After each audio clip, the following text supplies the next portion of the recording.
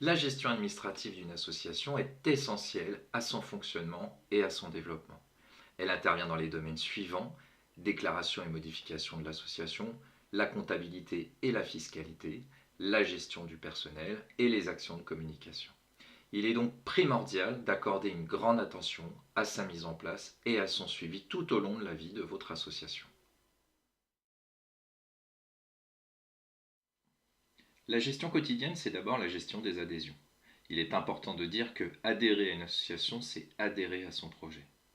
De ce fait, lors de l'inscription d'un membre, n'hésitez pas à lui remettre un dossier d'adhésion complet dans lequel vous pourrez joindre les statuts, le règlement intérieur et un document attestant de la lecture de ces documents, le projet associatif, les documents relatifs aux assurances, mais également l'autorisation de droit à l'image, le certificat médical ou les autorisations de sortie, le cas échéant. Pour un suivi administratif efficient, vous devez connaître les différentes obligations. Celles-ci interviennent dans les cas suivants: la modification statutaire, le changement des personnes chargées de l'administration, la création de nouveaux établissements, le transfert du siège social, l'acquisition ou la vente d'un bien immobilier, le changement de limite territoriale de la circonscription pour les associations cultuelles, les nouvelles associations adhérentes dans le cadre de fédérations ou d'unions d'associations. Les réunions statutaires vont rythmer la vie de votre association. Il y en a deux types: les assemblées générales ordinaires et les assemblées générales extraordinaires. Tous les membres âgés de plus de 16 ans à jour de leur cotisation sont susceptibles de participer à ces assemblées générales.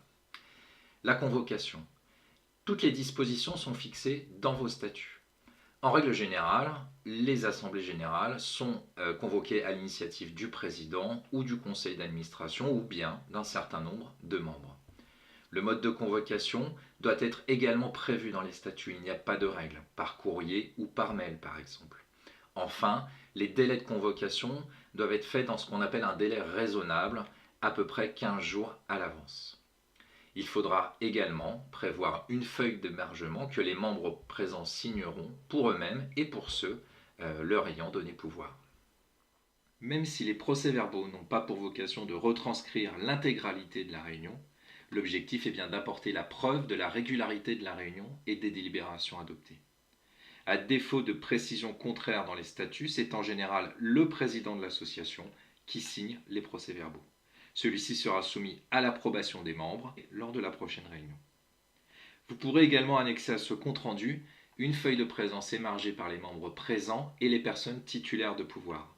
Ceci afin de prouver l'atteinte ou non du quorum. Enfin, il est bon de savoir que la rédaction d'un PV n'est pas une obligation légale et qu'aucune sanction ne sera appliquée en cas d'omission. Cependant, le procès-verbal permettra de prouver auprès des membres, voire de la justice, la régularité des décisions prises.